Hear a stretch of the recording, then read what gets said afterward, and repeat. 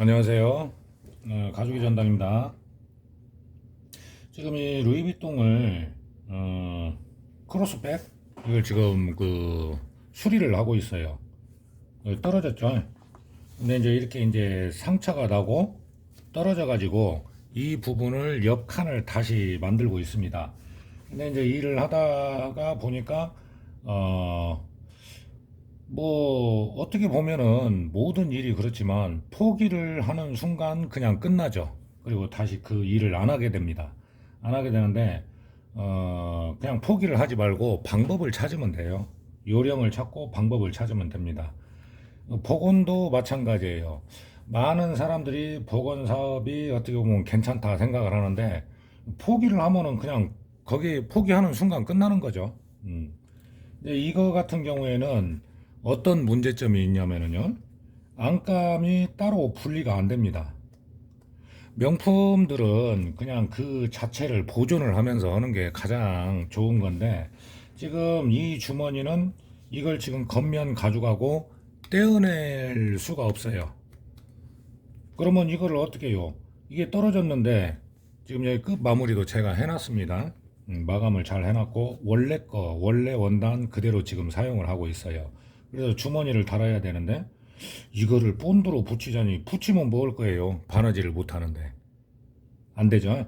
그래서 이럴 때는 바느질로 안쪽 주머니이기 때문에 바느질로 마감을 하고 원래 것을 그대로 사용을 해줍니다. 그러면 고객님도 좋아하겠죠. 요령은 어떻게 되냐면 제가 지금 이 바느질을 하고 있는데 실을 한 가닥으로 하고 있어요. 원래 공예 바느질이라는 것은 바늘을 양쪽에 실을 양쪽으로 해서 이제 교차를 해서 이제 바느질을 해주는데요. 예, 한 줄로 하고 있습니다. 그리고 이제 리폼을 한 다음에 옆칸을 옆면을 만든 다음에는 이제 복원을 할 거예요. 여기 보면 잘은 안 보이지만 미세하게 스크래치가 있고 금이 가 있습니다. 그러니까 이제 복원을 하면은 완전히 깨끗해지겠죠. 이제 광택도 더 나고. 그래서 이러한 요령, 노하우라는 것은 우리 말로 하면 간단히 그냥 얘기하면 그냥 요령이잖아요. 요령을 생각을 해서 하면 돼요. 지금 여기 보시면 바늘땀도 그대로 지금 들어가고 있습니다. 근데 이제 이때 요령은 뭐냐면 만약에 잘 안 보이면은 지금 이게 분리가 안 되기 때문에 굉장히 지금 그렇다고 해서 이걸 뜯어내면은 이 가방의 자체의 엠보가 상할 수가 있어요. 그래서 웬만하면 원 상태를 보존을 하면서 작업을 해줍니다. 여기 보시면 원래 바늘땀, 그러니까 스웨이드 원단을 했던 바늘땀의 구멍들이 있어요. 이걸 그대로 맞춰서 하는데 겉면과 안쪽을 똑같이 들어가 주면 됩니다. 지금 여기 저도 잘 안 보이는데 화면으로는 더 잘 안 보이겠죠. 이 한 칸씩, 그러니까 이걸 만약에 이거는 뜯지도 못하고 오니까 안 됩니다 해버리면은 모르지만은 이거를 어떻게든지 만족을 하실 수 있게 해드려야 될 거 아니에요. 그러면 안쪽 주머니 여기에 옆칸을 달면은 양쪽은 잘 보이지는 않고 대신에 이 주머니는 달려 있어야 되고 이거는 떨어지지는 않고 그럴 때는 어떻게 하냐면요 한 땀씩 해줍니다. 자, 이 바늘이 들어간 다음 땀에 들어가서 그러니까 시간이 걸리고 좀 복잡하죠. 지루하기도 하고. 근데 뭐냐면 어떤 것이든 내가 하는 일에 있어서 최선을 다하고 책임을 다해야 돼요. 살짝 보면은 음, 여기에 실이 나온 이쪽 여기 있죠? 그러면 이 안쪽에 있는 실 요거 이 구멍에 그대로 들어가줘요. 근데 여기에서 이제 좀 주의할 점은 뭐냐면 실의 뒤쪽으로 들어가는 것이 좋습니다. 엉키지 않게. 이렇게 해서 안감만 살짝 떠주는 거죠. 이 한 겹만 스웨이드 원단만요. 자, 실 뒤로 들어가서 그대로 다음 땀으로 나와줍니다. 다음 구멍. 그러니까 이게 굉장히 시간이 걸리고 그러겠죠. 그러니까 저도 일을 하다 보면은 자 이렇게 안 떨어진다고 생각을 안 해요. 처음에는 전부 다 분리가 된다고 생각을 하죠. 그래서 그냥 실밥 전체를 뜯어내고 주머니를 달면 되겠다 하고 생각을 하는데 실질적으로 제품을 복원이든 리폼이든 제품을 이렇게 뜯어보면은 문제가 생기기도 합니다. 그래서 그 다음 땀으로 들어왔죠. 자 이렇게 실이 들어갔으면 그 다음에 똑같은 자리 처음에 겉면 주머니 부분에 아래로 실을 넣었던 부분을 다시 그쪽으로 빼주게 됩니다. 그러면 실밥 타공 구멍의 위치가 그대로 들어가게 돼요. 만약에 한 칸만 잘못 들어가거나 조금 좀 이거 힘들다고 해가지고 조금 더 깊게 하면은 주머니 자체가 틀어지게 되죠. 자 그러면 또 여기에서 그 다음 땀으로 들어갔죠. 그 다음 땀으로 들어갔으면 여기에서 실을 이런 작업을 할 때는 실을 당겨서 주머니를 짱짱하게 잡아줘야 되기 때문에 바느질을 할 때는 실과 바늘이 실을 관통하지 않도록 해주는 것이 좀 요령이에요. 시간은 걸리고 힘이 들어도 내가 하는 일에 어떠한 자부심, 또 책임감 이런 것이 있어야 되겠죠.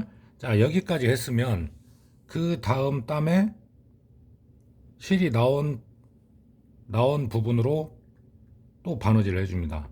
이거 이렇게 한 손으로 잡고 오니까 겁나게 힘드네요.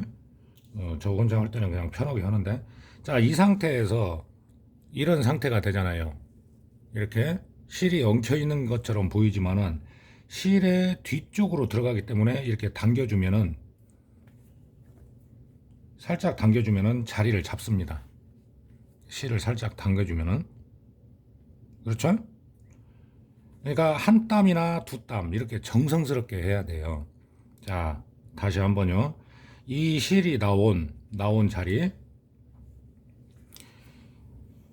이 실이 나온 자리 그 다음 땀에 들어갑니다.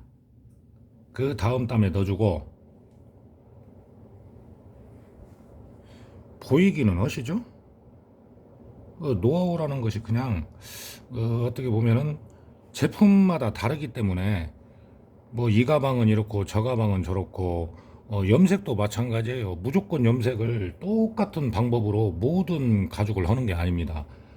가죽 자켓도 마찬가지고 명품 가방도 마찬가지고 그 가죽에 따라서 하는 요령이 다 다르고 방법이 달라요. 때로는 순서가 다르기도 하고요.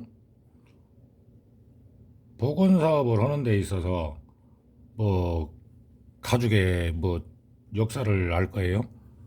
그런 것보다 일단은 복원이나 이런 리폼 작업을 했을 때 어느 만큼 만족을 하느냐 그게 중요한 것 같습니다.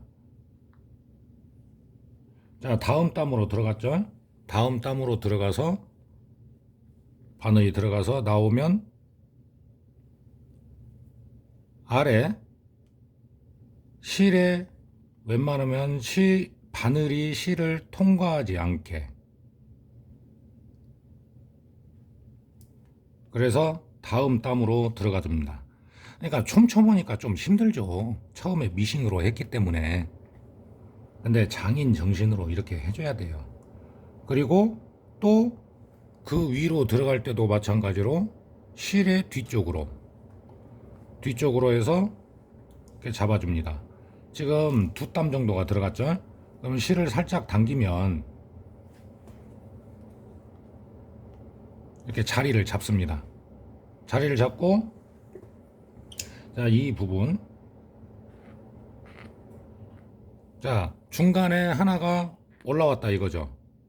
그러면 이 너무 뾰족하지 않은 송곳으로 이렇게 살짝 당겨줍니다. 어떻게 보면 정성스럽게 해야 되는 것이죠.